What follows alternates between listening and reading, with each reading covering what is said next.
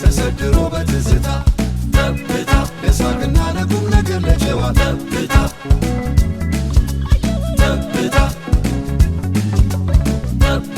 ተሰድሮ በትዝታ ለሳቅና ለቁም ነገር ለጨዋታ እንዲሁ ጀመረች በሰላምታ ጠብታ ቲቪ መጽሔት። እሺ ተምዬ፣ አዲ ጠብታ ላይ እንግዳ የሆነ ጥሪና አክብረህ ስለመጣህልኝ ከልብ አመሰግናለሁ። እኔም እንግዳ ስላደረግሽኝ ሀሳቤን እንዳካፍል ይህንን እድል ስለሰጠሽኝ በጣም አመሰግናለሁ። እሺ ተምዬ፣ የተመስገን ልጆች እስኪ የአዲና ያንተን ግንኙነት ወደ ኋላ ሄደን እናስበው። አዲ፣ እውነት ለመናገር አንቺ መጥተሽበት የነበረው ጊዜ ልክ እኔ የተመስገን ልጆችን ሰርቼ ከዛ 2-3 ዓመት በራሴ የተወሰነ ታገልኩና ከዛ በጣም ብዙ ነገሮች ተበለሻሽተው በጣም ከብዶኝ ግን አገር ፍቅር ግራውንድ ውስጥ ትሬኒንግ እያደረግን አንቺን ሳይሽ እስቲ ለምን አታያቸውም ልጆቼ ምናምን አልኩሽና አንቺም ደስ ብሎሽ እሺ ያለው ምናምን ብለሽ ገብተሽ ትሪቱን አየሽ።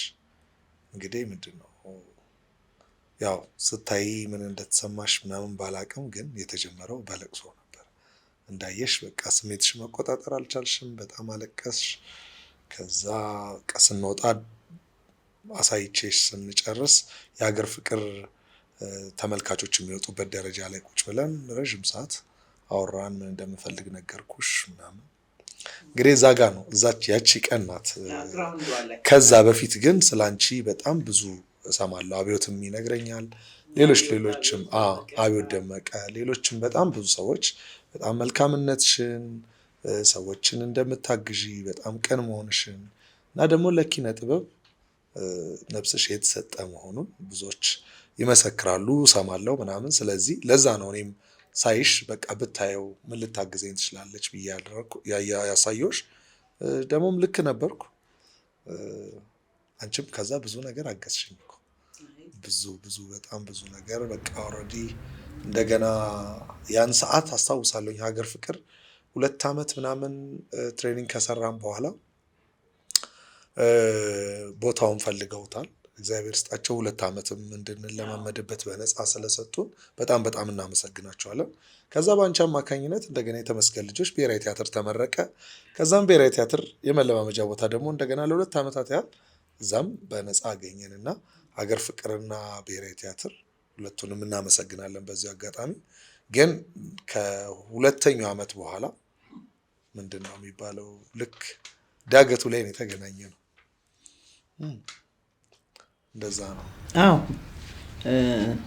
ተምዬ፣ በዚያን ወቅት ብዙ ፈተናዎች አሳልፈሃል፣ ብዙ ችግሮችን አሳልፈሃል። አይ ነበር ስሜቴንም መቆጣጠር ያቃተኝ የዛን ጊዜ ወጣቶቹ በጣም ትንንሾች ናቸው። የሚሰሩት እዚያ እታች ግራውንድ ውስጥ ነው። አዎ ችሎታቸውን አይተህ ያለውን ነገር አይተህ እነዚህ ወጣቶች ደህና ቦታ ቢያገኙ ምን ቦታ ላይ ሊደርሱ ይችላሉ የሚለው ስሜት ወደ ራሴ ስለተመለሰ ነው በዚያን ወቅት እንደዚያ እንትን ያልኩት። ዛሬ ላይ ግን እግዚአብሔር ይመስገን ሁሉም እነዚያ ወጣቶች ትልልቅ ቦታ ላይ ደርሰውልሃል። የተመስገን ልጆች ትልቅ የኪነ ጥበብ አሻራ አለው። ብዙ ስራዎችን ሰርተሃል። እንደው የተመስገን ልጆች ብለህ ለመመስረትና ህፃናቶች እንዲህ ለመሰብሰብ ያነሳሳህ ምክንያቱ ምን ነበር? ከራስህ ጅማሮ ጀምረህ በዚህ ሙያ ውስጥ እንዴት ልታልፍ እንደቻልክ ከየት እንደጀመርክ እሱን ጭምር እስኪ ትንሽ ግለጽ። እኔ እንግዲህ ብዙ ሚዲያዎች ላይም ብዬው እንደማውቀው ተወልጄ ያደግኩት ሽሮ ሜዳ ነው። ሽሮ ሜዳ አካባቢ አስፋልት ቀለሟ ጠጅ ቤት 08 ቀበሌ እኛ ሰፈር እና ያ ሽሮ ሜዳ የጥበብና የጥበብተኞች ሰፈር ነው። በተጨማሪም የኔ አባት ደግሞ ሸማኔ ነው፣ ወንድሜ ሳሊ ነው። እንደዚህ ቤት ውስጥ የኪነ ጥበብ እንትን አለ። እናቴም ለሙዚቃ ለጭፈራ በጣም የተሰጠች ናት። በጣም ስሜት አላት። እሱ ነው አባቴ ሞር ሙዚቃ በጣም እንድሳብ ያደረገኝ። አባቴ ሸማ ሲሰራ ሙዚቃ የወጡ አልበም ካሴቶች በጠቅላላ ያኔ ካሴት ነው ነበር የወጡ ካሴቶች በጠቅላላ እኛ ቤት አባቴ ረጅም ሰዓቱን እየሰራ ስለሚያሳልፍ ሙዚቃ በጣም ያዳምጣል። ስለዚህ ለኔ በጣም ጥሩ ነበር እሱ እንትን። ከዛ ግን እነሱ ሲያወሩ እንደምሰማው እንግዲህ ልጅ ሆነ ጠረጴዛ ላይ ምንድነው ሳጥን ነበር አይደል? ድሮ የልብስ ማስቀመጫ ሳጥን በጣም ትልቅ ሳጥን ነበራቸው። እዛ ሳጥን ላይ ትጨፍር ነበር። ትልቁን ሳጥን አንተን የሰበርከው ምናምን ይላሉ። ማለት ጭፈራ በጣም እንደምወድ እንትን ሲሉ ግን ትንሽ ከፍ ስል ቆርቆሮ መምታት እንደዚህ የሆነ ሙዚቃ እንደ ድራም ነገር ለማድረግ ምናምን ደግሞ አድርግ ነበር በራሴ። ግን ቀበሌ ነው እኛ ቀበሌ ነው ያው ለሙዚቃ ያለኝ ፍቅር እንደሱ ነው። ከዛ እኛ ቀበሌ ክበብ ምናምን ተብሎ ልጆች ሄደው እንትን ይላሉና አንተነህ ጤናውን ይባላል ቶኒ ነው የምንለው እኛ በሰፈር ስሙ ወይም በቅጽል ስሙ። እሱ እንደዚህ እኮ ክበብ ተጀምሯል ለምን አትመጣም ምናምን አለኝ። እኔ ሙዚቃ ስለምወድ ምናምን እና አክቲቭ ነኝ ብዙ ነገሮች ላይ። ስለዚህ ሄድኩኝ ሳያቸው ግን እኔ የማውቀውን አይደለም የሚያውቁት እነሱ ወሎ ይላሉ፣ ጎንደር ይላሉ፣ ወላይትኛ፣ ጉራግኛ እንደዚህ የተለያዩ። ከዛ እነሱን ብሔረሰቦቹን ከመጥራትን ባሻገር ሽብሻቦ ይላሉ፣ ማስመቻ ይላሉ፣ እንደ ኬሮግራፊ ነገር አሁን ነው የሚገባኝ። ግን ቦታ ይቀያየራሉ ምናምን ይሄንን እኔ አላውቅም። ዝም ብሎ መጨፈር ነበር እና በጣም ወዲያው እድሜ ውስጥ ነበርኩ በዚያ 11 ዓመቴ ምናምን እንደዛ ነው ይሆን እና ማወቅ ወዲያውኑ ነው የፈለኩት። ከዛ ብዙ አልቆየንም። እኔም ገባው ቶሎ እንትን ሆንኩኝ በደንብ በቃ ቶሎ ገባኝ ነገሮች ምናምን። ቶሎ ድራማ ሰራን በሰለሞን መንግስቴ አማካኝነት ትንሹ ሙዚቀኛ የሚባል ድራማ ልጆች ጊዜ ላይ መሄድ ሰራን። ከዛ ህጻናት ቲያትር የመግባት እድሉ ተፈጠረ። ህጻናት ቲያትር ከነበሩት ልጆች ጋር ነው ሰለሞን መንግስቴ ድራማውን ያሰራን። የኛ ቀበሌ 08 ቀበሌ ክበብ ካለ ነውና ህጻናት ቲያትር ካሉት ልጆች ጋር አድርጎ ነው። ሰለሞን የሰፈራችንም ልጅ ስለሆነ ያንን እድል ሰጠን ከልጆቹ ጋር ለመተዋወቅ። ለምን አትመጣም አሉኝ። እዛ ከነሱ ጋር አብረን ስንሰራ ምናምን እና ፋሲል ሽመልስን ያው ማያውቀው የለም ከኛ ድራማ በኋላ ትንሹ ሙዚቀኛ የሚል እንደውም አልበም አወጣ። እዛ ላይ ራሱ ሙዚቀኛ ሆኖ ነበር። የንጉስ ልጅ ነው ግን በሙዚቃ ፍቅር የተሳበ ልጅ ሆኖ ነው ካራክተሩ የነበረው። ወጣቶችና ህፃናት ቲያትር ነው ያሉ ናቸው እነሱ ኦልሬዲ ቀድመውን ገብተዋል። እኛ ቀበሌ ነበር ግን ወዲያውኑ ነው የገባነው እኛም። ከዛ በአመቱ በቃ 90 ላይ እኔ ገባሁኝ ህፃናት ቲያትር ምናምን ማለት ነው። አሁን የተመስገን ልጆችን ያሰባስብከው እዚያው ሆነህ ነው? ወጣቶችና ህፃናት ቲያትር ሀሳቡ የመጣው ህፃናትና ወጣቶች ቲያትር ቤት ሆኜ ምንድነው ህፃናትና ወጣቶች ቲያትር ቤት እያለን የምንሰራው ስራ በጣም ትልልቅ ትርኢት ነው። ግን የምናቀርበው ሁል ጊዜ ለህፃናቱና ታዳጊዎቹን ይዘው ለሚመጡ ወላጆች።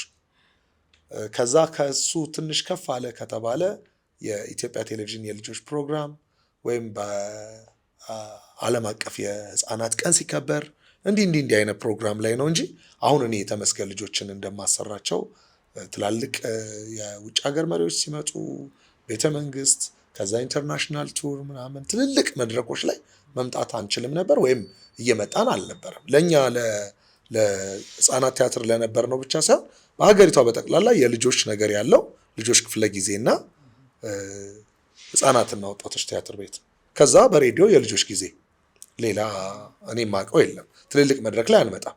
ግን በጣም እንትኔን ያመጣው ለቲያትር ቤት ውድድር ነበር። ታስታውሽ ከነበር ህፃናት ቲያትር እኔ እያለሁኝ ልንወዳደር ከተዘጋጀን በኋላ የሆነ አመት አይ ቲንክ 93 ወይም 92 ይሆናል ልንወዳደር ከተዘጋጀን በኋላ አይ እነሱ ትንንሾች ናቸው ከትልልቆቹ ከሀገር ፍቅር ከራስ ቲያትር ከቲያትርና ባህል አዳራሽ ጋራ መወዳደር አይችሉም፣ ቢያሸንፉ ለትልልቆቹ ልክ አይደለም ለሞራላቸው፣ ቢሸነፉ ደግሞ ለራሳቸው ለልጆቹ ልክ አይደለም፣ ስለዚህ መክፈቻ ብቻ ነው የሚሰሩት ተባለ ማለት ነው።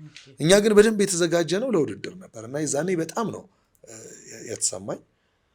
ከዛም እኛ ያለንን አቅምና ትርኢት የምናሳይበት ቦታ ለእኔ ነብስና ምኞት ልክ አይደለም ብዬ መቃወም ጀምሬያለሁ ይመስለኛል ያኔና አገር ፍቅር ስገባ ነገሮች ገብቶኛል ብዬ ሳስብ ተመልሼ ህፃናት ቲያትር።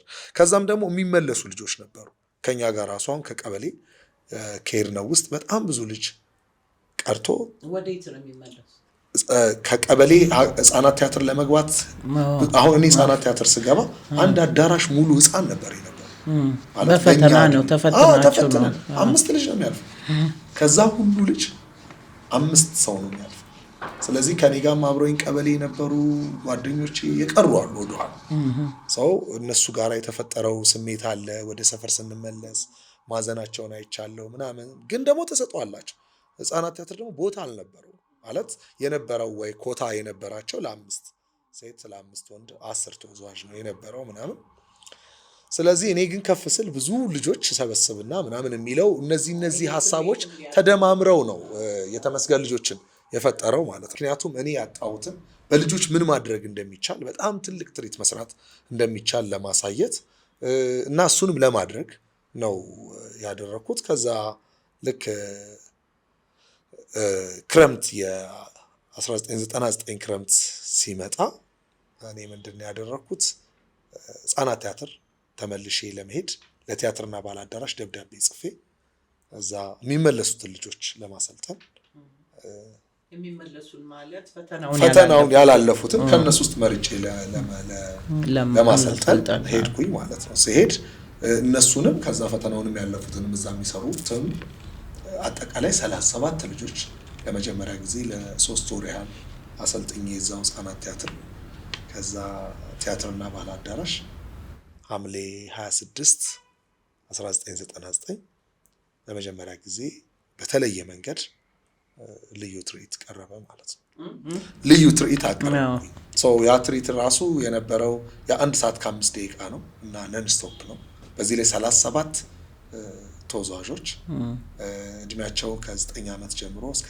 15 ዓመት የሚደርስ ታዳጊ ልጆች ያለ ማቋረጥ 13 ብሔረሰብ ያለ ሙዚቃኛ ያለ ድምፃውያን በዲጄ ብቻ ስለዚህ ትርኢቱ ሙሉ በሙሉ ውዝዋዜን ላይ ትኩረት ያደረገ ትርኢት አቀረብኩ በጣም ድንቅ ነበር ኢትዮጵያ ቴሌቪዥን ቀርጾት ነበር በወቅቱ ከዛ ለ4 ወራት ያህል ያለ ማቋረጥ ቅዳሜና እሁድ የልጆች ጊዜ ላይ ያስተላልፍ ነበር የቆራረጡ ያስተላልፉት እና እሱ በጣም የበለጠ መነቃቃትን መነሳሳትን ፈጠረ አይደረግም ነበር በብዙ ሰው ሐሳብ ውስጥ የነበረው በእኔም በጓደኞቼም ባሰለጠኑኝም ሰዎች ውስጥ ይሄ ሐሳቤን ሳወራቸው ይሄን ማድረግ በጣም አስቸጋሪ ነው ሲሉ የነበሩት እና እንደውም በአንዳንዶቹ አብደዋል ሁሉ ነው ያሉት ለእናቴም እነሱ ነው የነገሯት የማይሆን ነው በእኛ ማድረግ ያልቻልነውን ነገር በህፃናት ልጆች ሊያደርግ ተነስቷልና ልክ አይደለም ንገሪው ምከሪው ቤተሰቦቼን በቃ እኔንም ደግሞ ቤተሰቦቼን በተወሰነ መልኩ ታላላቆችን እንደሱ ካሉ የማይሆን ስለሆነ ነው እና ለምን አትሰማቸውም የሚልም ነገር ነበር ግን አልተቀበልካቸውም እኔ አልም ያለው ህልሙ ታይቶኛል በቃ ማድረግ እንደምችል ገብቶኛል ህልሙ የኔ ነው ሐሳቡ የኔ ነው ማንም መክሮኝ አይደለም እንዲያድርግ ያለኝ ስለዚህ እኔ ጋር ነው ያ ስሜት የመጣው ያንን ደግሞ ማድረግ ይችላል ስለዚህ አዎ እነሱ እንዳሉት በጣም ብዙ ታውረድ አለው በጣም ብዙ መከራ አለው እንግዲህ መሐሉ እንደሱ ነው ግን ጅማሬው ከቤተሰብ ከተመልካች ከራሳቸው ከወጣቶቹ ያገኘኸው ምስጋና ወይም ደግሞ የተለያዩ አስተያየቶች ይኖራሉ በመጥፎም በጥሩም ጎን በዚያን ወቅት ያደረካቸውን ብዙ ወጣቶችን አሰርተሃል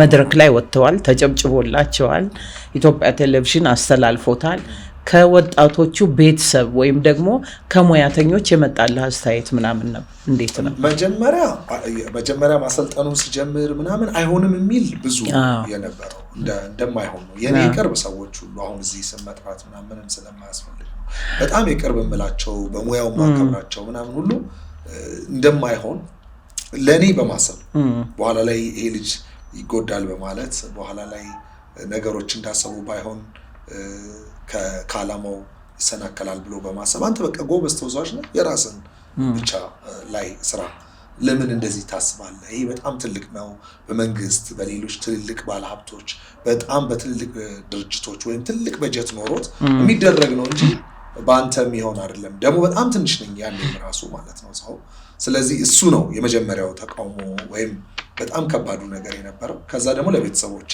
እኔ አልሰማም ስለ ለቤተሰቦቼ መንገር ነው ከዛ ቤተሰብም ደግሞ ለምን አትሰማም የሚል አይነት አስተያየቶች ነበሩ። ያው እኛ ቤት በጣም ብዙ መጫን ምናምን የለም፣ ግን ውይይት አለ። ያው ግን ቃላቶቹ ያው አልሰማም እንዳልኩ በጣም ደረቅ እንደሆንኩኝ አይነት ነው። እህቶቼም ወንድሞቼም እናቴም ቤተሰቡ በጠቅላላ ከዛ ካለው ግፊት አንጻር ግን ያን ያህል በጣም ተጭኖ ተው ምናምን የማለት የመቆጣት ነገር አልነበረው።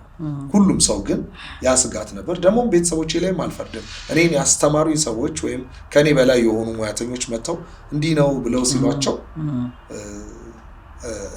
እኔ እንዳልሰማሁ እንጂ ሊረዱ የሚችሉት እነሱ ልክ እንዳልሆኑ ማሰብ አይችሉም።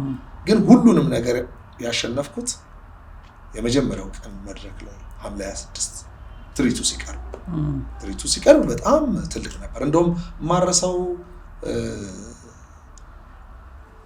ኃላፊዎች የባህል ቢሮ ኃላፊዎች አልነበሩ። ከነዛ የባህል ቢሮ ኃላፊዎች መሃል ያው ስም መጥራት ስለማልፈልግ ከነዛ የቢሮ ኃላፊዎች መሃል አንዱ አስጠርቶኝ ረጅም ደቂቃ ስለነበረ በጣም ህፃናቶች ናቸውና ትርኢቱ ይቋረጥ ኦልሞስት 20 ደቂቃ ምናምን ፐርፎርም እንዳደረጉ ሳንጨርሰው ማለት ነው አሉ ማለት ነው። የክብር እንግዳ ሆነው ተቀምጠው ለምን ልጆች ናቸው። አንደኛ ታይቶ የማይታወቅ ነገር ነው። ከዛ ደቂቃው ረዘመባቸው። ትንሽ ነበር የመሰላቸው ይመስለኛል። የአንድ ሰዓት ከምናምን ትርኢት የተለያዩ ብሔሮች የ13 ብሔር ብሔረሰቦች ነው። ከዛ ታሪክ አለው። ፖንቶማ የሚባል ትርኢት ነው የሰራሁት። ታሪኮች አሉት። እንደውም የሚጀመረው በልጆች ጨዋታ ነው። ከዛ እኔ በጣም የኔ አስተማሪ እስቲል አሁንም በጣም የማከብረው የማደንቀው አብዮት ስለነበረ በአብዮት ፎቶ ኢንስፓየር ሆኖ የሚደርሱ አብዮት ደመቀ ፎቶ ይወጣል። ከዛ እሱን ሲያዩ ነው ዳንስ የሚጀመረው። በሱ ፎቶ ኢንስፓየር ሆነው የሚጨፍሩ አይነት ነውና ትርኢቱ እንደሱ ነው እየጦዘ የሚሄደው ማለት ነው። እና ያኔ አዲስ ነገር ነው፣ ትልቅ ታሪክ ነው ይሄ። አብዮት ይሄን ባየበት ጊዜ ምን ነበር ስሜቱ? ምን አለ? አንደኛው ተቃዋሚ እኮ አብዮት ነበረ ራሱ አሞታል ያለኝ ራሱ አብዮት ነበር። አሞህ ነው እንጂ ልጆቹ እንደዚህ በቃ የማይሆን ነው አለኝ። አንድ ቀን የመጀመሪያ ትሬኒንግ ጠርቼ ሳሳየው ይሄንንም ሲያቀርቡማ የሚያቀርቡ ቀን ቁጭ ብሎ አዳራሽ እያየ ነበር። ባክስቴጅ ሲመጣ የነገረኝ 4-5 ጊዜ ነው ያለቀስኩት። በቃ ማለት ከቁጥጥሩ ውጭ የሆነ ትርኢቱ ራሱ በጣም ትልቅ ትርኢት ነው የተሰራው። ከዛ ደግሞ በተለየ መንገድ ነው የመጣው። እዚህ ላይ ህፃናት ልጆች ናቸው። እንግዲህ እነሱ ለ30 ደቂቃዋ ላዩት ለአንድ ሰዓት ከ5 ደቂቃ ትርኢት ለልጆቹ ስላሰቡ ስለተጨነቁ ነው እንጂ እኔ እኮ ያንን ትርኢት ሳለማመዳቸው በቀን ውስጥ 4 ምናምን ነው የሚሉት ማለት ነው። ይሄ 4 ሰዓት ከምናምን ትርኢቱን ኦልሞስት 4 ሰዓት ከ20 ደቂቃ እንደማለት ነው። 4 ጊዜ ደጋግመው ነው የሚሉት። እንግዲህ የ9 ዓመት ልጅ 4 ጊዜ እያረፈች ከዛ ድጋሚ እያረፈች እንደሱ ነው። ስለዚህ አንዴ ለማለት ለምርቃቱ ቀን ከባድ አልነበረ። ትሬኒንጎቹንም ያመጣሁባቸው መንገዶች በጣም አሪፍ ነበሩ። በአንዴ አይደለም የ1 ሰዓት ከምናምን ትርኢት ያሳዩዋቸው። ቀስ በቀስ ትዕይንት ባይ ትዕይንት ነበር የሰራሁት ራሱ ትርኢቶቹን እና በጣም ወደውት። በዚህ ላይ ደግሞ ልጆች በጣም ከተሰራባቸው በደንብ አእምሯቸው ብሩህ ነው። በትክክሉ እነሱን መምራት የሚችል ሰው፣ በትክክሉ የፈለገውን ነገር አእምሯቸው ውስጥ መክተት የሚችል ሰው ካለ እንደ ልጆች ምርጥ የለም። ምንም ሌላ አእምሯቸውን የሚረብሸው ነገር የለም። አንድና አንድ እዛ ነገር ላይ ነው ፎከስ የሚያደርጉት። በዚህ ላይ በጣም ተሰጥኦ አላቸው። እንደገና ልጆች በራሳቸው ደስ ይላሉ አይደል? መድረክ ላይ ሆነው ሲስቁ ራሱ ሲታዩ ውበት ናቸው። በልጅነት በራሱ ውበት ነው። ስለዚህ በጣም የሚገርም ነበር። እንደውም መጨረሻ ላይ ትንሿ ልጅ ፋሲካ ትባላለች። ማርቆስ ኮሜዲያን ማርቆስ ነበር መድረክ የሚመራልን። እዛ ጠራትና ትርኢቱ ካለቀ በኋላ ሰው ሁሉ ገርሞታል። 1 ሰዓት ከ5 ደቂቃ መደነሳቸው ማለት ነው። ያኔ አልነበረም እንደዛ። እና ፋሲካ ስምሽ ማን ነው አላት። ፋሲካ አለች። ከዛ ደክሞሻል አላት። አልደከመኝም። ይደገም ይላታል። ይደገም አለች ማለት ነው። እሷ 4 ነው የምትለው። ያው ሰው አያውቅም እንጂ እኔም ማስተምራቸው ያንን ትርኢት ከገጣጠምኩት በኋላ ልናቀርብ 15 ቀን ሲቀረው 3 ወር ነው ያሰለጠንኳቸው። 4 ነበር በቀን ውስጥ የምንሰራው። ምን ላይ ነበር ያቀረብከው? እነዚህ ሀገር ፍቅር ቲያትርና ባህል አዳራሽ ነበረ እና እንደዛ ነው የሆነው። ከዛ በኋላ ግን በጣም አድናቆቱ፣ አክብሮቱ አንደኛ ያልታየ ነገር ያልታሰብ ምንድነው የማይታወቅ ነገር በልጆች እንደዛ አይነት ትሪት አይታወቅም። እኔ ህፃናት ቲያትር መሆኔ ምናምን እዛ ውስጥ ብዙ ማሳለፌ ገብቶኛል። ምን አይነት አቅም እንዳለንም አውቃለሁ። በደንብ በትክክሉ ይዞን የሚያሰራን ሰው ከመጣ ምን መስራት እንደሚቻል አውቃለሁ። ሶ በዛ አይነት የትሪት ደረጃ በሀገሪቷ አልነበረም። በሀገሪቷ አይደለም እኔ ሌላ ዓለም ላይም አላየሁም እውነት ለመናገር። አሁን በጣም ብዙ የተለያዩ ሀገሮች ኤሽያ ምንም በጣም በልጆች የሚሰሩ ትሪቶች አሉ። ያኔ ግን ማለት የዛሬ 18 ዓመት እንደማለት ነው። የዛሬ 18 ዓመት እኔ ምንም የማውቀው ነገር የለም። እንዳሁንም ሶሻል ሚዲያም ብዙ የለ ኦልሬዲ አልነበረም። ከዛ በምንም ማግኘት አንችልም። እኛ እንኳን ራሱ የነበረው ቴሌቪዥን ኢትዮጵያ ቴሌቪዥን፣ ሌላ ቲቪ አልነበረም። ከዛ ፋና ሬዲዮ ምናምን ነው የመጣው እንጂ ብዙ እንትን አልነበረም። ስለዚህ ለማወቅም ቢኖር እንኳን ለማወቅና ለማየት ራሱ ከዛ አይቶ ለእኛም ሀገር መሆን ይችላል ብሎ ለማሰብ ምንም እድሉም እንትኑም አልነበረኝም። ከኔ የመነጨ ነውና በጣም ትልቅ ስኬት ነበረ። በዚህ ዙሪያ በትክክል የተመስገን ልጆች ምንም ይሄው እኮ የአባቴን ስም ቀሙኝ። የተመስገን ልጆች ሁላችንም በሱ ነው የምናውቀው። የእነሱን ስማቸውንም የአባታቸውንም ስም ወሰድኩ። በስራችን እንግዲህ እንደዛ ነው። እንግዲህ ከወጣትነት እድሜያቸው ጀምሮ እንደዚህ ወጣቶችን አሰባስበ ምናምን በአሁኑ ሰዓት ላይ ትልልቅ ደረጃ ላይ ዝና ማማ ላይ ያሉ ወጣቶች አሉ። ግንኙነታችሁ እንዴት ነው? እንግዲህ ከአብዛኞቹ ጋር አንገናኝም እውነት ለመናገር። ምክንያቱም ራሱ ኑሮ፣ ህይወት፣ ሩጫ፣ እኔም የራሴ ስራዎች አሉኝ፣ እነሱም የራሳቸው አላቸው። እንደገና ደግሞ ማደግ ደግሞ የራሱ የሆነ ብዙ ነገር ይዞ ይመጣል። በእኔም ላይ በእነሱም ላይ ተጨማሪ ኃላፊነቶች ይኖራሉ። እንደ በፊቱ አይደለም። አሁን የተመስገን ልጆች ያለው ሶስተኛው ጄኔሬሽን ላይ ወይም ሶስተኛው ትልቅ ወቅት ነው አሁን ያለው ማለት ነው። ከነሱ ጋር ግን ከአብዛኞቹ ጋር አንገናኝም ማለት ይቻላል። በጣት ከሚቆጠሩት ጋር ግን አገኛቸዋለሁ፣ እንገናኛለን በስራም በተለያዩ አጋጣሚዎች። እንዴት ነው አክብሮታቸው፣ አድንቆታቸው ወደ ኋላ ሄደው ያንን እያሰቡ? በሚገርም ሁኔታ አሁን እንግዲህ ትልልቅ ሆኗል፣ በጣም ታዋቂ ሆኗል። በዝናም እኔንም የበለጡኝ አሉ። እሱም ደስ ይላል ማለት ምን ያህል ጎበዝ አስተማሪ እንደሆንኩ ይመሰክርልኛል። እኔን የሚበልጠኝ ዝነኞች ከፈጠርኩኝ ግን አሁንም እኔን ሲያገኙኝ በሚገርም ሁኔታ አሁንም እኔ አባት ነኝ፣ እነሱ ልጆች ናቸው። እንደ ልጅና እንደ አባት የጥበብ መሪያቸው እንደሆንኩ ነው እንትን የሚሉት። ብዙዎቹ ልጆቼ ደግሞ ሀገር ውስጥ የሉ፣ የተለያዩ ሀገር ላይ ነው ያሉት አሁን እየኖሩ ያሉት።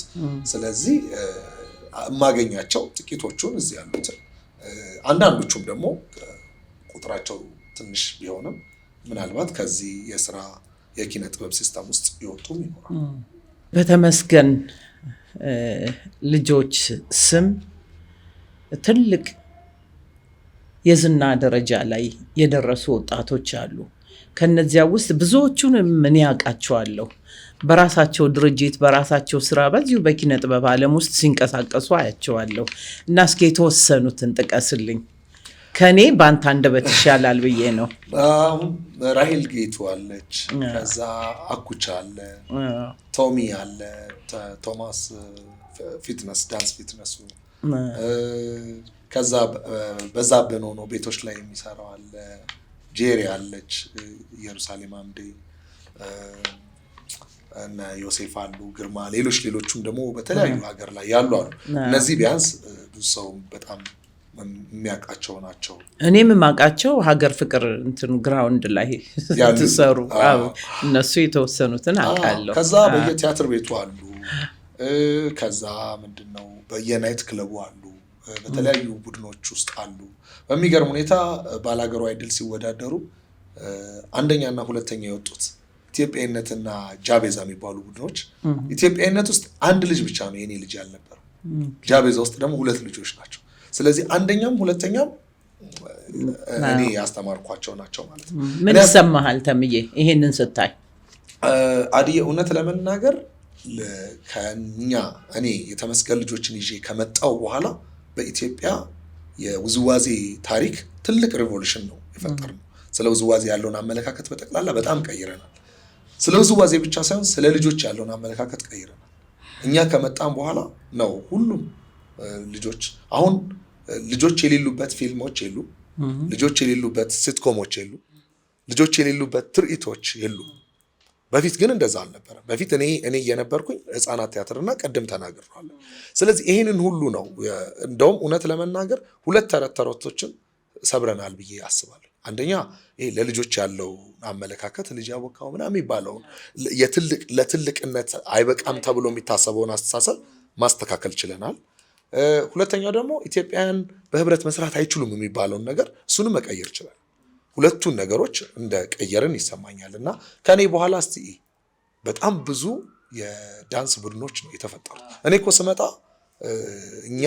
እኛ ለአስቴር ለነ ኤፍሬም ነው አጅበን ትርኢት የምንሰራው የነበረው እንጂ ራሱን ችሎ ዳንስ ትርኢት ሆኖ ቀርቦ አያውቅም።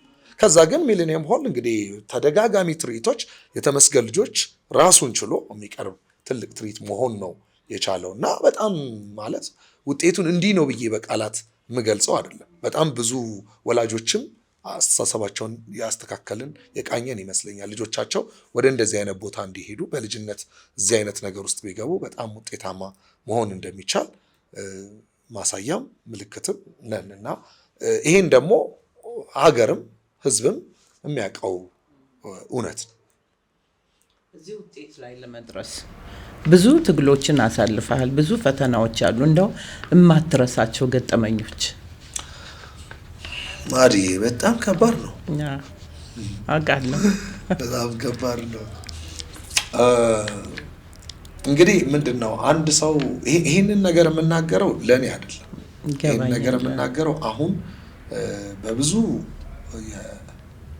ትልቅ ነገር ለመስራት ሐሳብ ውስጥ ላሉ በብዙ ያንን ትልቅ ነገር ለማውረድ መሬት ላይ ለመተግበር እየታገሉ ላሉ እና ምናልባትም ደግሞ ውጤቱንም አይተውት ላሉ ሁሉም ሰዎች ምሳሌ እንዲሆን ወይም እያንዳንዱ ሰው አልፎ እኔ ያለፍኳቸውን አይነት ብዙ መከራዎች አልፎ እዛ ጋራ እንደሚደረስ ማሳያ እንዲሆን ብቻ ነው። በተለይ አዲስ ለሚጀምሩት ትልቅ ስንቅ ይሆናል ብዬ ስለማስብ ሁላችንም የተነሳ ነው በጣም በቀናነት ትልቅ ነገር ለመስራት።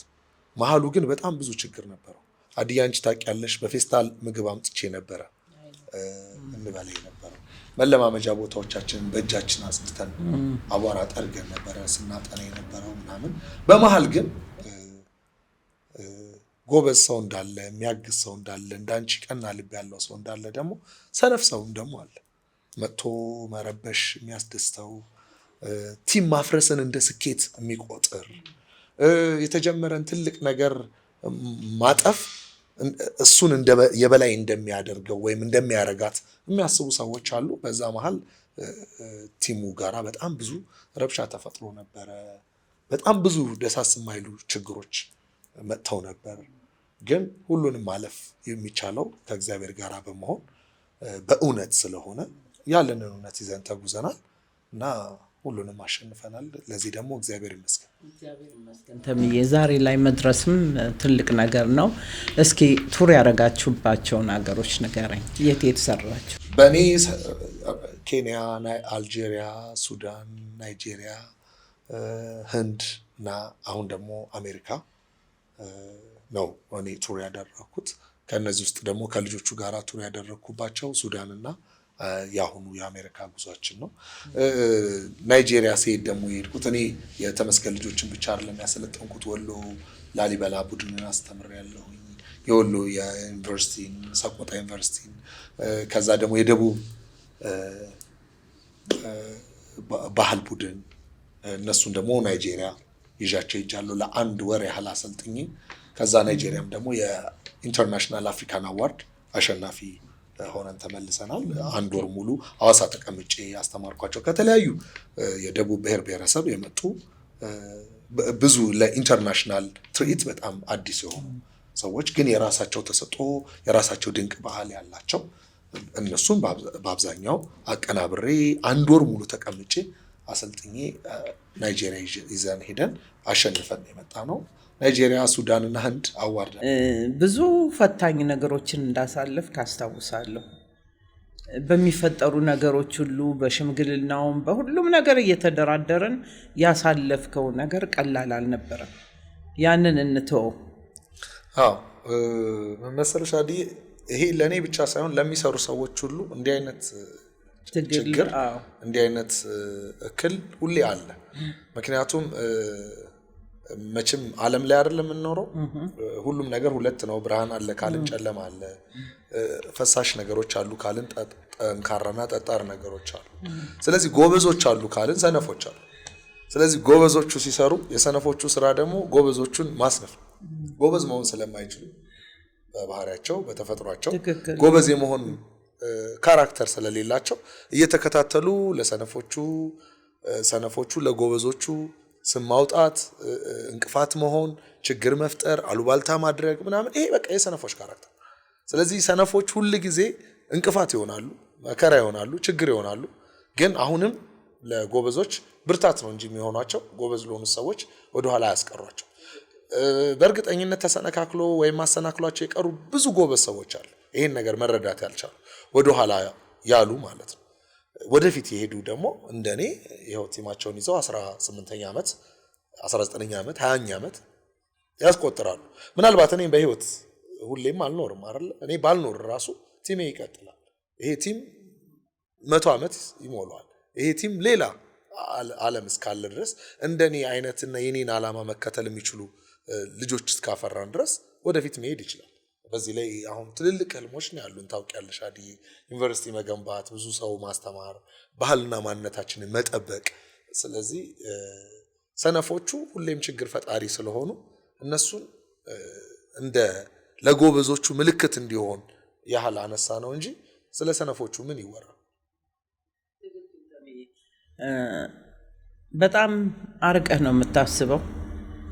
ያስደነግጠኛል የምትይዛቸው ፕሮጀክቶች ምናምን እንደዚህ ስትነግረኝ ለእኔ ይከብደኛል። ለአንተ ግን ምንም መስሎ አይታይህም። አሁን በጣም ትልልቅ ፕሮጀክቶች አሉ በዚሁ ዙሪያ የምትሰራቸው። እምን ደረሰ የትግልህ ውጤት? ስለሷ ትንሽ እስቲ። እውነት ለመናገር ሁሌ ሰዎች ሲሰሩ ውጤቱ በጣም ትልቅ ነው የሚሆነው። አንደውም አንድ በጣም የምወደው የአረቦች ተረት አለ። ይሄ ከሰነፎቹ ጋራም ከውጤት ጋራም ይገናኛል። ውሾቹ ይጮሃሉ፣ ግመሎቹ ይሄዳሉ። የውሾቹ ጩኸት የግመሎቹን መንገድ የሚያስቆም አይደል። ምንም አይነት የውሻ ጩኸት የግመሎቹን መንገድ አይገታውም። ስለዚህ እኛ ማሰብ ያለብን ሁሌ መስራትን እንደ ግመሎቹ እንደሚያደርገንና መንገዳችንን ከግባችን እንደሚያደርሰን የሚጮህብንን እንቅፋቶቹን ምናምን ደግሞ እንደ ውሾቹ መቁጠር ነው ያለብን ብዬ አስባለሁ። እንግዲህ አዲ ከተመስገን ልጆች በኋላ መጽሐፍ ጻፍኩኝ ስለ ውዝዋዜ፣ ፊልም ሰራን፣ ቴሌቪዥን ፕሮግራም ተሙ ምርጥ የሚል ነበረኝ፣ ቤተ ጥበብ። አሁን ደግሞ በጣም በትልቁ ኢቲዲኤም የሚል ትልቅ ፕሮጀክት አለኝ።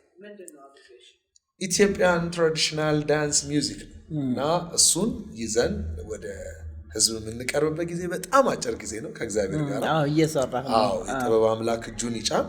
እኛ እየሰራን ነው። በጣም በተለየ መልኩ ደግሞ ይሄ ከአሜሪካ ከመጣው በኋላ ዛም ካየኋቸው ከተማርኩት እኔም ውስጥ ካለው ነገር ጋራ አንድ ላይ አድርጌ የሁል ጊዜ ቁጭት አለኝ። ይሄ ምናልባት የኔ ብቻ ላይሆን ይችላል፣ የብዙዎቻችን ኢትዮጵያውያን ቁጭት ነው። በጣም ትልልቅ የዓለም መድረኮች ላይ የተለያዩ ሀገር ባህሎች እና ሙዚቃዎች ደርሰው አይተናል እና የኛ መቼ ነው የሚሆነው የሚል እንደ ግለሰብ እኔ እንደ ሀገር ሁላችንም ቁጭት አለ።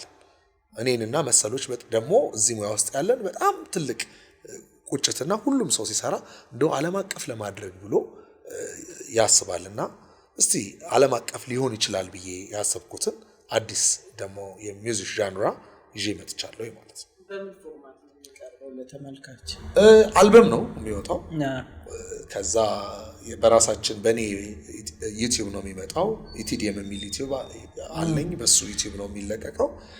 ኮንሰርት ይኖረናል በሀገር ውስጥም የተለያዩ ክልል ከተሞችን፣ ከዛ ደግሞ ከሀገር ውጭም የተለያዩ ሀገሮች የተለያዩ የዓለም ሀገራት ላይ የተዘዋወርን ትርኢት ለማቅረብ ትልቅ ፕሮጀክት ሰንቀን ትልቅ እቅድ አስበን እየሰራን ነው።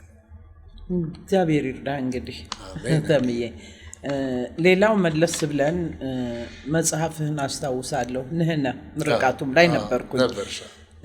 እስቲ እሷን ለመጻፍ ያነሳሳህ ነገርና ምን ያህል ነው ለህብረተሰቡ ተደራሽ ሆነው? በጣም ደስ በሚል ሁኔታ የኔ ነገሮች እኔ የሚገርመኝ ያልሆኑትን ነው ጭንቅላቴ ላይ የሚመጣው። ከዛ ግን አመታት ምናምን ይቆይ ይሆናል። ከዛ ይሆናል። ለምሳሌ ተመስገን ልጆች በጣም አይሆንም እየተባለ ሆነ። መጽሐፉንም ስጀምር ልክ እንደዛ ነው። እንቅስቃሴ አይጻፍም የሚባልበት አስተሳሰብ ላይ ነው እኔ የደረስኩት ቲያትር ቤት እንግዲህ ሀገር ፍቅርም ስቀጠር ምናምን። ከዛ የተጻፈ አንድም ነገር አላገኘሁም። ባህል ሚኒስቴር፣ ባህል ቢሮ፣ የአዲስ አበባ ባህል ቢሮ፣ ፌዴሬሽን ምክር ቤት ስለ ውዝዋዜ የተጻፈ አንድ መስመር አላገኘሁም። የኔ ፕሮጀክቶች በተደጋጋሚ በብዙ ፈተናዎች ውስጥ ነው የሚመጡት። በዚህም በመጽሐፍ ውስጥ ጥናት ለማድረግ ከፌዴሬሽን ምክር ቤት፣ ከባህልና ቱሪዝም ቢሮ፣ ከአዲስ አበባ ባህል ቢሮ፣ ከወጣቶች የአዲስ አበባ ወጣቶች ማህበር እና ከጉለሌ ክፍለ ከተማ ባህል ቢሮ ከነዚህ ከ5 ተቋማት ጥናቱ እንደሚያስፈልግ ፕሮጀክት ሰጥቼ የድጋፍ ደብዳቤዎች ለማግኘት በጣም ብዙ ጣውረድ ነበር መጀመሪያ። ከዛ ግን በመከራ እሱ ከ5ቱም አገኘው። ብዙ ጊዜ አላቀም እኛ ሀገር እንደ ሐሳቡ ችግሩ እንዳለ ታምኖ እንኳን ለዛ ነገር በር መክፈት በጀት መመደብ ምናምን በጣም አስቸጋሪ ነገር ነው። ስለዚህ በሚሄድባቸው ቦታዎች ሁሉ በራሴ በግል ስራዬ በሀገር ፍቅርም በተለያዩ ስራዎችም ክሊፕ ለመቅረጽም ለተለያዩ ነገሮችም ትሪት ለማቅረብም በተመስገን ልጆች የተለያዩ ቦታ ስንቀሳቀስ እኔ ግን የግል ጥናቴን አድርግ ሰው ከዛ መጨረሻ ላይ ከ8 ዓመታት በኋላ መጽሐፌ ወጣ። እንግዲህ አንቺም ነበር ሸራተን ነው የተመረቀው። በጣም ብዙ ሰው በነበረበት የኔ ብዙ ወዳጅ ዘመዶች፣ በጣም ብዙ የኪነ ጥበብ ሰዎች፣ በጣም ትልልቅ የመንግስት ባለስልጣናትም በነበሩበት መጽሐፉ ተመረቀ። አሁን መጽሐፌ ያለው ኦልሞስት 3ኛ እትም ላይ ነው። አሁን 2 እትም አልቆ 3ኛ እትም ለማሳተም እንትን እያለን ያለ ነው ማለት ነው። አሜሪካንም ሲሄድ መጽሐፌን ይዤ እዛም አሜሪካንም ተመርቋል። እና አንድ መስመር ያልነበረው ወይም እንቅስቃሴ አይጻፍም ተብሎ የሚባልን አስተሳሰብ እኔ የመጀመሪያውን ረቂቅ ስጽፍ 447 ገጽ ነው የጻፍኩት። ከዛ ግን እሱን እንደገና 447 ገጽ ትልቅ ቮሊዩም ስለሆነ ስለ ውዝዋዜ ብቻ እንደዛ ማንበብ አሰልቺም ስለሚያደርግ ብቻ ስላልነበረም ቢኖር ኖሮ ምንም ላይሆን ይችላል። ስላልነበረም በጣም ያነሰ ቮሊዩም ይሁን ተብሎ እንደገና ያንን ሁሉ ነገር በመሰብሰብ 191 ገጽ ነህነ ታትሞ እንግዲህ እናንተ ስለ ውዝዋዜው ብቻ ሳይሆን በዚህ በውዝዋዜው ዓለም ውስጥ ከፖሊስ ጀምሮ ብዙ ያልተነገረላቸው ግን ብዙ ወጣቶችን ብዙ የመድረክ ሰዎችን መድረክ ላይ ያበቁ የነሱን የአሰልጣኝነት ጥናት አድርገህ ታሪካቸውን እዚያ ላይ ማስቀመጥ ቀላል ነገር አይደለም። እነ ታደሰ ወርቁ፣ ጌታቸው አንዳርጌ የልጆች አባት አመሰግናለሁ። በዚህ አጋጣሚ እነሱን የተረሱ ሰዎችን ሁሉ ታሪክ ማስቀመጥ ያቀላል ነገር አይደለም። ምንድነው መሰለሽ አዲዬ መቼም የሆነ ነገር እኔ ዝም ብዬ አልመጣው። በርካታ ሰዎች የኔን ሙያ ዋጋ ከፍለውበት የልጅነት ጉልበታቸውን የልጅነት ውበታቸውን አይደል ላባቸውን እና ዕውቀታቸውን እድሜያቸውን ህይወታቸውን እዛ ውስጥ ሰውተውበት ነው እኔና መሰሎቼ ይመጣ ነው። አሁን ደግሞ ከኔ በኋላ የሚመጡት ደግሞ እነዛን ሰዎችና እኛ አሁን ያለነውን ዋጋ የከፈልንበትን ነገር ነው የሚቀበሉት። ስለዚህ ያን መጽሐፍ የመጽሐፉ እድል እኔ ጋራ እና ሐሳብ እኔ ጋር ሲመጣ ስጽፍ እነዛን ሰዎች ቢያንስ በስም እንኳን መጥቀስ ትልቅ ነው ብዬ ስላሰብኩኝ ከቁጭትም ጋራ አነጻጽሬ ነው ያንን ያደረኩት። ለምንድን ነው በታደሰ ወርቁ ስም ትልቅ የውዝዋዜ ትምህርት ቤት የማይከፈተው? ስሙ ነው ያነሰው፣ ሙያው ነው ያነሰው። ታደሰ ወርቁ ድላችን ትግላችን የሚል ትልልቅ ህዝብ ለህዝብን ያከል ትልቅ ትርኢት የሰራ የጥበብ 4 አይና ነው። መራይ ተውኔት ነው። ለጥበብ ያለው መሰጠት ባላየውም ባላገኘውም በሰራው ስራ ተንፍሰሃል፣ በስክሪፕቶ በብዕር ተወጣሃል። እና እነዛን ሰዎች ማንሳት ቢያንስ ስማቸውን ለሚቀጥሉት ማስቀመጥ ስለሚያስፈልግ እኔ ራሴ እኮ አላውቃቸው ታደሰ ወርቁን አላየሁትም ባይ ስራዎቹን ያዩት ብዙዎቹ እዛ ውስጥ ያሉት በጣም በርካታ ሰዎች ያላዩዋቸው የማላውቃቸው ይበዛሉ። ግን ማወቅም አይጠበቅብኝም። ማናቸው የሚለውን ጥናት አድርጌ ሙያተኛ መሆናቸውን እስካረጋገጥኩኝ ድረስ የነዛን ሁሉ ሰዎች በተቻለ መጠን ስም ጽፈን ያስቀምጣለሁ ከማላቃቸው ጀምሮ ከኔ ጋራ እስከነበሩት ድረስ ያሉትን የማከብራቸውን በሙያቸው የማደንቃቸውን ሰዎች ስም ጽፌያለሁ። መጽሐፉ ራሱ ሙሉ ለሙሉ መታሰቢያነቱ በኪነ ውዝዋዜ ጥበብ ውስጥ እውነተኛ አበርክተው ላለፉ በህይወት ላሉ በህይወት ለሌሉም በአጸደ ገነት ላሉ መታሰቢያ እንዲሆን ነው መጽሐፉን ያደረኩት እና ከዛ በኋላ ግን ዲቴል ውዝዋዜ ምንድነው፣ መድረክ ምንድነው፣ ቡድን ምንድነው፣ አይ ኮንታክት ምንድነው፣ ፓተርን ምንድነው፣ ሪትም ምንድነው፣ ስለ ውዝዋዜ ብቻ ብዙ ነገሮችን መጽሐፍ ችያለሁ። ያ መጽሐፍ እውነት ለመናገር ተወዛዋዥ የሆነ ሰው ብቻ ሳይሆን ስለ ባህሉ ስለ ማንነቱ ማወቅ ለሚፈልግ ሰው ሁሉ ቢያነበው ያተርፍበታል እንጂ አያጎለው እና ለዚህም ነው መጽሐፉ ከወጣ በኋላ አሁን እኮ 3ኛ እትም እየታተመ በጣም ትልቅ ነገር ነው። በጣም ትልቅ ስኬት ነው። መሰራት ብቻ ነው የሚፈልገው ማለት ነው። አንድ ነገር ከተሰራ ብዙ ፍላጎቶች ይኖሩታል ማለት ነው። አሁን ይሄ መጽሐፍ እንደገና በኦዲዮ እየተተረጎመ ነው። እንደገና በእንግሊዝኛ እየተጻፈ ነው። ነገ ከነገ ወዲያ በሌሎች አገር ቋንቋዎችም የመተርጎም ብዙ እድል ይኖረዋል። በዚህ መጽሐፍ ብቻም ደግሞ እኔም አልበቃም። ከኔ በኋላም ደግሞ ይህንን መጽሐፍ ያነበቡ በጣም በርካታ የኪነ ውዝዋዜ ጥበብ ባለሙያዎች ሌሎች መጽሐፎችን ይጽፋሉ። ይሄ መጽሐፍ በአብዛኛው የኔንም እና የሙያተኛውን እውነትና ህይወትም ጭምር የያዘ ምክንያቱም ከየትም ላመጣው አልችልም። ከኖርኩበት ዓለም ካየሁት እውነት ነው ያንን መጽሐፍ ልጽፈው የሚገባው። ደግሞ ለሚቀጥለው ትውልድ እንዲህ በጥራዝ ተደርጎ መተላለፍ አለበት። ትልቅ ነገር ነው።